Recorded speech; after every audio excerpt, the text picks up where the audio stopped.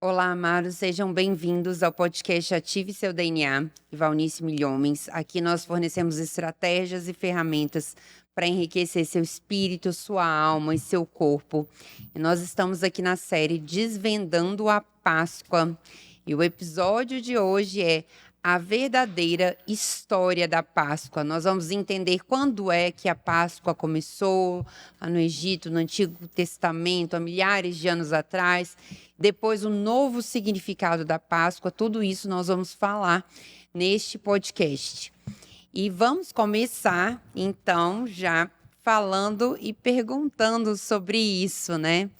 Quando foi que começou a Páscoa, né, no Antigo Testamento, no Egito, sem ser dito que era Páscoa? Quando foi que realmente começou a verdadeira história da Páscoa? O povo de Israel estava no Egito. Nos dias de José, Abraão foi para lá com sua família, cerca de 70 almas. E Deus havia prometido nos rituais de aliança com Abraão, sobretudo no capítulo 15 de Gênesis, que o povo seria escravo por 400 anos, mas que depois sairia com grandes riquezas.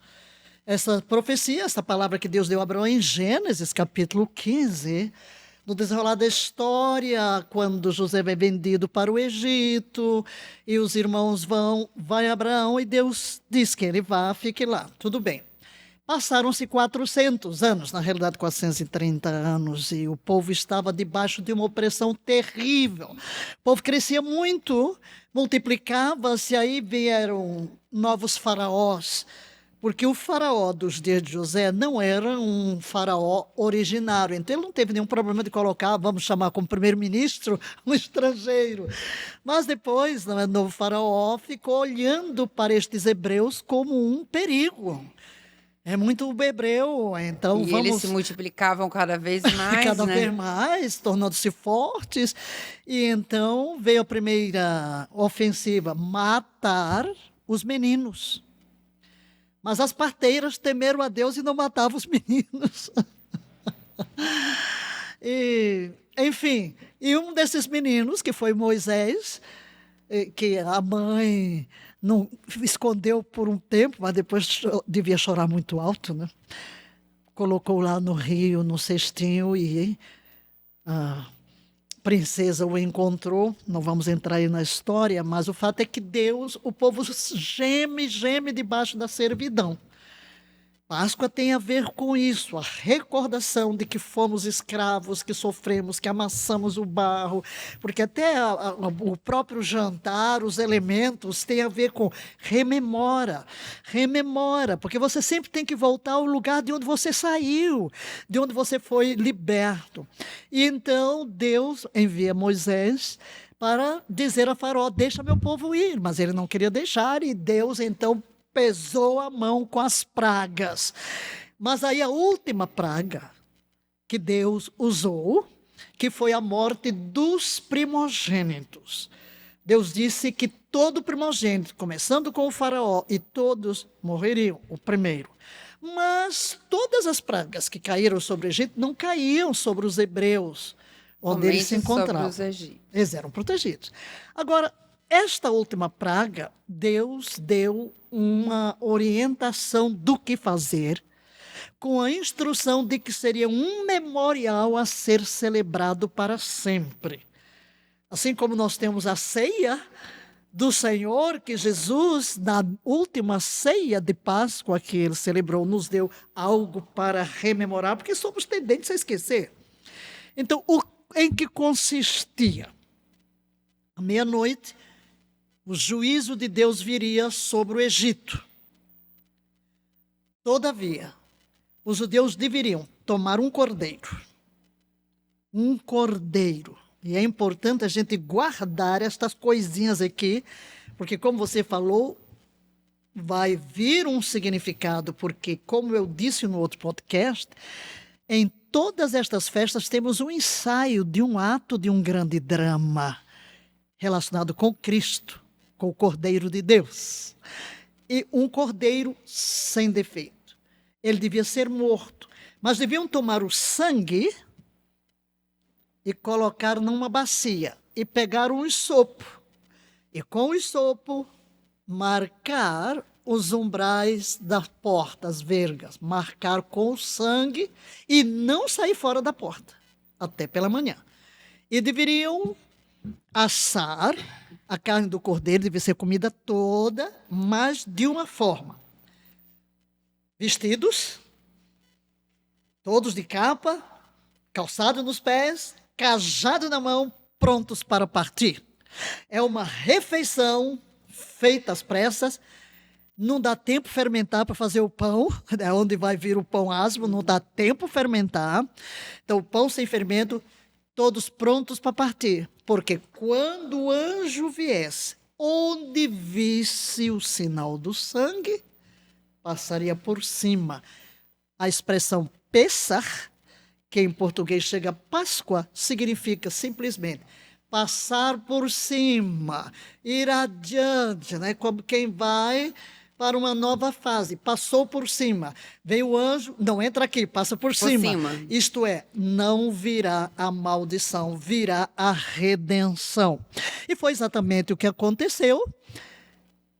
Deus se moveu e o faraó manda, vão embora, e o povo todo vão embora, e eles vão pedindo roupa, pedindo ouro, prata, e saquearam o Egito, porque o povo diz, vamos morrer todos, então deixa esse povo ir embora.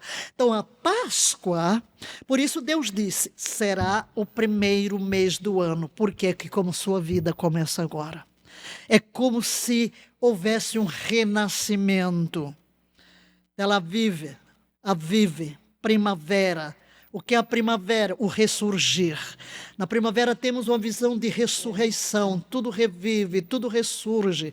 E então o povo, porque teria que estar preparado, porque eles partiriam para a liberdade, não mais escravos. A Bíblia disse que entre eles não havia um fraco, doente ou inválido, porque Deus enviou a sua palavra e os sarou. Quando eles comeram a carne do cordeiro, a carne foi comida para benefício físico e o sangue para benefícios espirituais, para livrar da destruição. Então, com a força daquela comida, eles caminharam até que Deus mandasse maná do céu. Então, esta é a origem da Páscoa hebraica. Maravilhoso. E aí, depois nós tivemos uma outra Páscoa, né, no Novo Testamento, que trouxe um novo significado. E eu gostaria que você falasse um pouco dessa Páscoa no Novo Testamento. Então, quando Jesus trouxe um novo significado para a Páscoa. Muito bem. Jesus é representado como cordeiro. Aquele cordeiro de Êxodo 12 é uma simbologia, é um drama que havia de se cumprir em Cristo.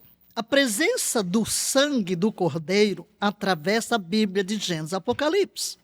Quando o homem pecou no jardim do Éden, o que Deus fez? O primeiro sangue vertido na terra foi Deus quem o verteu, para cobrir a nudez do homem. Um animal inocente verte o sangue, é morto para cobrir a nudez que representa o pecado do homem. E logo a promessa de Gênesis 3,15, a ferida está expressa ali.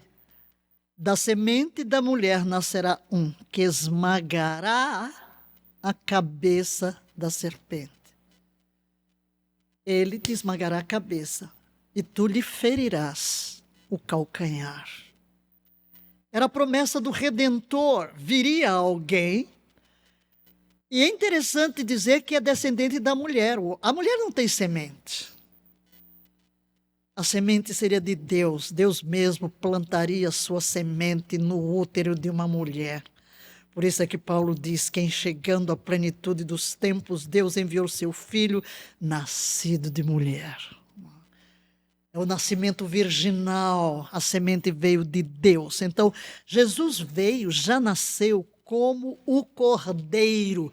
Ele já nasceu destinado a ser o cordeiro inocente perfeito a derramar o seu sangue para cobrir os nossos pecados. Quando um dia depois do batismo dele nas águas, ele vai passando, João Batista diz: eis aí o Cordeiro de Deus. E eu gosto da expressão no original, que em inglês diz behold. Contempla, porque realmente o sentido, o eis em português é muito pobre, né? A traduçãozinha paupérrima, eis, não é eis. Contempla, presta atenção, olha, mira, é o Cordeiro de Deus que tira o pecado do mundo. O Cordeiro de Deus. Agora, a Páscoa tem que ser celebrada todos os anos. Os homens deveriam ascender a Jerusalém para as 3 festas principais, sendo a primeira da Páscoa, porque todo mundo ia celebrar a redenção e reviver toda aquela história. E Jesus era um judeu. Pelo Evangelho de João, sabemos, é só pelo Evangelho de João que a gente chega a uma conclusão de que o seu ministério terreno durou 3 anos e meio, porque fala das Páscoas. Jesus aparecendo na Páscoa. E como é o ritual da Páscoa? Eles, naturalmente, nos dias de Jesus tinha o templo, havia um cordeiro que não era imolado já na casa, era imolado no templo pelos sacerdotes. Quando deveria ser? Deus diz que no 10º dia do mês, deviam separar o cordeiro. E ele ficaria em observação até o 14º. Então, 3 dias completos, ele deveria ser examinado. O Cordeiro de Deus deveria ser examinado. Para apresentar ao sacerdote, para que ele dissesse, ok, é próprio para o sacrifício, não tem mais. Sem defeito. Muito bem. E aí, não podia ter fermento por 3 dias, porque na realidade, aquilo que se costuma chamar Páscoas, é uma semana inteira, é do dia 14 ao dia 21 de Nissan. E não devia se encontrar fermento, nenhum fermento, assim como eles partiram do Egito com os pães sem fermento, que a gente chama asmo ou sem fermento, né? Não deveria ter fermento nenhum. É por isso antes, até hoje, a gente vai aos hotéis todos, né? Tira tudo que é fermento, ninguém pode entrar com pão fermentado, nada, porque eles costumam observar isso. E então tinha aquele jantar onde tinha ervas amargas para simbolizar a dureza lá do Egito. Tá? Também tem o ovo lá, também. E o cordeiro, enfim, aquele jantar. Jesus entra em Jerusalém, naquela última Páscoa, no dia 10. Ele entra em Jerusalém, o cordeiro, montado no jumento, cumprindo as Escrituras. E ele é examinado. Sim, ele vai ao templo, examinado pelos sacerdotes que querem matá-lo. Realmente é todo um exame em volta de Jesus. E decidem matá-lo.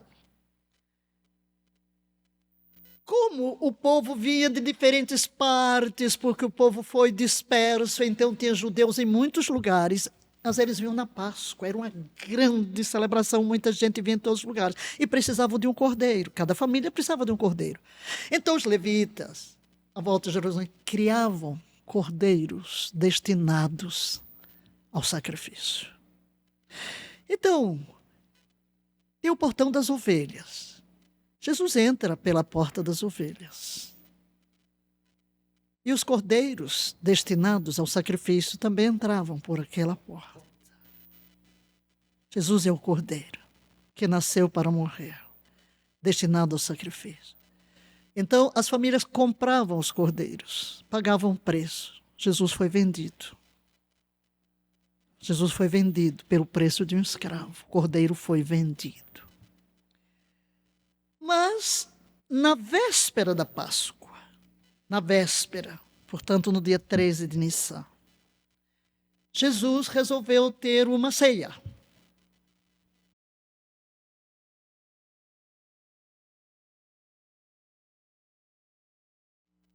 Eu parei porque eu não sei se fala, acho que não. Eu tenho questionamentos, porque o cordeiro tinha que ser apresentado ao sacerdote para ser imolado no dia 14, às 3 horas da tarde, para o jantar. E Jesus celebrou na véspera. Eu não acredito que Jesus quebrasse qualquer ritual. Mas ele mesmo, quando chega naquela Páscoa, e como nesses dias de Nissan, o dia em que ele celebrou a Páscoa vai ser um domingo e eu vou pregar, então já convido você, às 18 horas eu vou falar sobre esse contrato de noivado que Jesus faz naquela noite da Páscoa. Não vou falar agora, levaria muito tempo. Por quê? Estou trazendo qual é o significado. Por que Jesus vai antes? Porque a Páscoa é uma dramatização. Vai ser o primeiro ato da redenção. Ele é o cordeiro, ele mesmo é o cordeiro, será imolado na hora em que os cordeiros estão sendo imolados, será sepultado na hora em que está começando pães asmos e ressurgirá em primícias quando os molhos da cevada eram apresentados. Então, todos os rituais da Páscoa se cumprem na realidade em Jesus. Eram figuras, por isso ali na ceia, ele toma, porque eles sempre têm pão, eles têm, na realidade, eles têm 3 pães dentro de um saquinho, 1, 2, 3, e eles têm uma cadeira para Elias, e todos os anos perguntam, Elias já veio? As crianças vão procurar, e escondem, inclusive, tem algo que eles escondem, as crianças vão procurar, aí chega lá na porta, não, Elias ainda não veio, né? Porque o Velho Testamento profetiza que antes que o Messias venha, viria um profeta semelhante a Elias, enfim. E eles têm 4 cálices que representam, e em cada momento eles tomam um cálice. Jesus, então, quando pega os pães, porque 3 eles têm, simboliza pão de Abraão, de Isaac e de Jacó. Mas aí eles pegam o do centro, que é o pão de Isaac, para partir. E Jesus pega este pão e diz, isto é o meu corpo. Jesus naquela hora desvenda o mistério. O que significa este pão celebrado em cada Páscoa? Partido. Meu corpo que será partido por vós. E a partir de agora vocês vão fazer isto, a Páscoa, em memória de mim. O foco não vai ser mais o Egito. O foco vai ser o nosso Egito espiritual. Porque Jesus está ali para ser o Cordeiro de Deus que tira o pecado do mundo, não somente de Israel. E quando ele pega o cálice, Lucas fala de 2 cálices, os outros evangelistas falam de um cálice, porque tem os vários cálices, tem o cálice da redenção. Ele diz, este cálice é a nova aliança no meu sangue derramado para a remissão de pecados. Então, o sangue do Cordeiro representa o meu próprio sangue. E aí, Jesus é preso e ele é morto exatamente quando os cordeiros estão sendo mortos. Quando ele grita, tetelestai, está consumado, Pai, nas tuas mãos entrego o meu espírito. O véu do templo se rasgou de alto a baixo. O templo tinha um lugar santo, os átrios, um lugar santo, e o Santíssimo, onde só o sumo sacerdote entrava uma vez por ano para apresentar o sacrifício. Eu posso imaginar que naquela hora, porque é uma hora de trevas, o sol escureceu, recusou-se a brilhar sobre o Calvário, porque naquela hora Jesus estava levando sobre si os nossos pecados. Eu acho porque houve um grito, eita, vamos morrer, mas ninguém morreu. O que significava quando o véu foi rasgado, aquilo significava o caminho para Deus estar aberto. Amém. Pela morte de Cristo, pelo sangue vertido, o caminho de volta para Deus está aberto. Este é o verdadeiro significado. E então ele é sepultado exatamente quando começa a pães ázimos e ressuscita em primícias. Jesus morreu numa quarta-feira e ressuscitou no fim do nosso sábado, na virada do nosso sábado, porque o dia na Bíblia começa com o pôr do sol. E Jesus deu um sinal. Quando pediram um sinal, ele diz: não será dada a esta geração um sinal, a não ser o único, o do profeta Jonas. Como Jonas esteve 3 dias e 3 noites no ventre do peixe, o Filho do Homem estará 3 dias e 3 noites no coração da terra. Aí você vai me fazer a pergunta: e por que se comemora a morte de Jesus numa sexta? Porque nós nos apartamos tanto da cultura hebraica que, quando lemos a Bíblia, a palavra sábado, pensamos que é o 7º dia da semana. Não, senhores. A Páscoa pode ter 3 sábados, que são 3 dias feriados, 3 dias santos. O primeiro dia da Páscoa é chamado um sábado. E o último também. E se tiver o 7º dia da semana no meio, mais um. Então, Jesus, na realidade, morreu na quarta-feira. Quando você lê João 12, ele está chegando em Betânia para aquele jantar na noite da nossa sexta-feira, que é o início do Shabat. Ele diz: daqui a 6 dias é a Páscoa.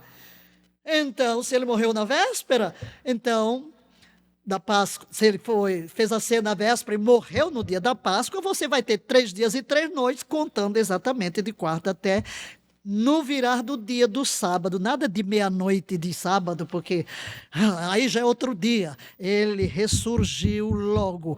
3 dias e 3 noites. Então, o verdadeiro significado hoje da Páscoa é Cristo. O Cristo que se tornou meu parente, que se tornou meu irmão, que se tornou filho do homem para que eu me torne filho de Deus. A sua morte era a minha morte. Ele pagou o preço do meu pecado e a sua ressurreição é a garantia também de que eu ressuscitarei com ele em glória e de que hoje ele é a minha própria vida. Amém, aleluia. E a pessoa que está assistindo aí em casa, como que ela pode, de forma prática, aplicar na vida dela esse conceito da cruz, da redenção? Olhe para Jesus. Ele assumiu o seu lugar. Número 1. Primeira coisa que ele fez foi nascer como você nasceu. Com uma diferença: sem pecado. E ele quis viver todas as experiências que nós vivemos, as maléficas consequências do nosso pecado. Agora, como eu posso viver a Páscoa de forma prática? Chegando a Jesus e entendendo que esse Cristo veio por minha causa. Deus amou o mundo de tal maneira que deu seu Filho, para que todo aquele que nele crê. Se você fosse a única pessoa da terra, Jesus viria só para você. É como se Deus dissesse: olha, eu preferi morrer por ti do que a viver sem ti. Jesus veio para quê? Para nos conquistar de volta, mas nos encontrou condenados. Ele simplesmente resolveu tomar sobre si as consequências do nosso pecado, da nossa morte, pagando o preço da nossa redenção, para que pudéssemos voltar para Deus, o Criador, porque Ele é a nossa origem, Ele é o nosso destino. Por isso Ele veio para ser também a nossa redenção hoje. Quando você olha para a cruz, veja ali os seus pecados. É você. Era eu quem estava lá. Era você quem estava lá. O preço foi pago. Mas também, quando Ele foi sepultado, você foi sepultado com Ele. Eu fui sepultado com Ele. Mas quando Ele ressurgiu, se você o abraça como seu Senhor, como seu Salvador, você também ressuscitará com Ele. E hoje Ele está à direita do Pai. sentado lá. E se você vem a Cristo, você também está sentado com Ele nas regiões celestiais. Onde Ele está, você está. Porque Ele vem a você na pessoa do Espírito Santo. Então, a forma prática é tão simples. Tão simples? Sim. Até para criança a gente ensina. Deus me ama. Né? Eu sou pecador. Deus me ama. Cristo morreu por mim. Eu creio e estou salvo. Amém, aleluia. E a pessoa que está aí em casa e não conhece ainda a Cristo? Subiu o meu espírito aqui. Uma pessoa que não conhece ainda a Cristo, mas que gostaria de mudar a sua vida e está assistindo esse podcast, por onde que ela pode começar? Reconheça que é pecador. Todos nós nascemos em pecado. E um pecador não pode salvar-se a si mesmo. A Bíblia diz que nós já nascemos em pecado. Portanto, embora eu não estivesse lá no Éden, eu herdei o pecado de Adão. Como? Porque cada semente produz de acordo com a sua espécie. A semente de laranja vai dar uma laranjeira. Semente de abacate vai dar uma abacateira. E a semente de um pecador vai dar um pecadeiro. Não tem esse nome em português, mas teologicamente a gente pode dizer, né? Um pecadeiro, um produtor de pecados. Nós somos pecadores, mas a coisa mais maravilhosa é que, a despeito, Deus nos ama. Deus ama você e tem um plano maravilhoso para a sua vida. Todos os seus dias já foram registrados no livro de Deus. E esse amor de Deus é que fez com que Ele enviasse Jesus. Portanto, não são as suas obras, não é o que você faz, é você reconhecer que Ele é o preço que já foi pago. Seus pecados já foram levados naquela cruz. O seu sangue derramado é o preço para dar a você o perdão dos seus pecados, a sua justificação, a sua santificação. Tudo quanto você tem que fazer é dizer: Senhor Jesus, reconheço que sou pecador, não posso salvar a mim mesmo, mas tu tomaste a iniciativa de enviar Jesus para morrer em meu lugar, e eu escancaro a porta da minha vida e te recebo como meu único Senhor e o meu único Salvador. E eu te agradeço porque sei que tu perdoas os meus pecados e me fazes aquilo que tu queres que eu seja, um filho teu, renascido pela obra do teu Espírito em mim. Assume hoje, aqui, agora, o controle da minha vida. Para sempre, tu és o meu Senhor. Amém, aleluia. Muito bom, maravilhoso. Então, não esquece de curtir e se inscrever também no canal. Seguir nas redes sociais, no Instagram, @valnicemilhomens, doutora Joana Costa, doutora mesmo escrito. Não esquece também de compartilhar esse episódio se você conhece alguém que não sabe a verdadeira história da Páscoa, como começou, a importância da gente entender realmente esse momento e de ensinar sobre esse momento. Compartilhe o episódio e não perca o nosso próximo episódio dessa série. Até mais!